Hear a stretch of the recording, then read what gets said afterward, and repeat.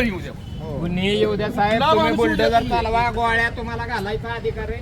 गोळ्या घातले तरी आम्ही झाड काढू देणार नाही, स्पष्ट सांगतो. दोघं नाही, दोघंच बोलताय, पण आम्हाला राग किती आलाय ह्याचा बी विचार करा ना तुम्ही. आवाज आमचा असाच आहे पहिल्यापासून. सगळ्यांचे आवाज असेच वाढतात. नाही सगळ्याची वाढतात. नाही वाढायला नाही, तुमचा आवाज प्रशासनाला साहेब मी काही इथं पाडायला नाही आलो. वाढाय नाही आला, पण साहेब त्याच्यासाठीच आलाय ना. बघा बघू ना, बघा की तुम्ही. नाही तुमच्या कामाच्या कोण आड येतंय, तुम्हाला विचारून बघायचं का?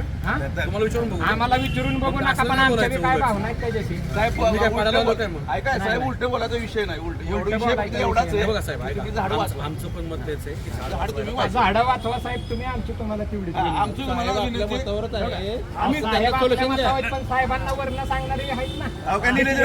निलेशराव साहेब मत चांगले आहेत, आम्हाला माहितीच आहे साहेब आमचं. साहेब सगळ्याच्या बाजू ऐका, तुम्ही सगळ्याच्या बाजू ऐका. कोण काय ताम्रपटी घेऊन आलं नाही राजकारणात. सत्ता येते सत्ता जाते.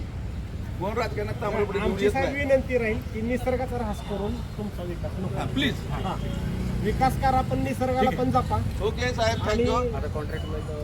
तुम्हीच बोला साहेब, तो अधिकार सगळा तुमचा, न्याय सुद्धा तुम्हीच देणार आहे. आमचा आवाज चढतोय म्हणजे थोडासा आम्हाला राग येतोय. तिथं चढायचं तिथं चढला बी पाहिजे.